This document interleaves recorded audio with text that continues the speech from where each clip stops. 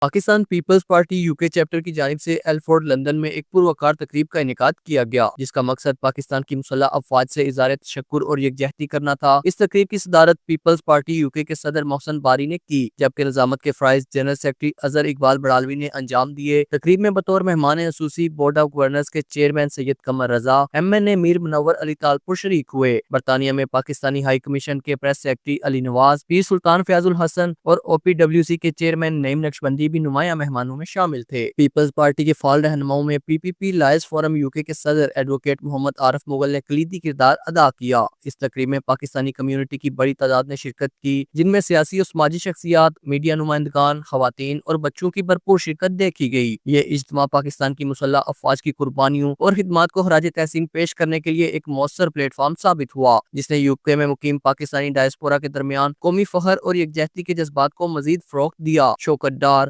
JK news, London.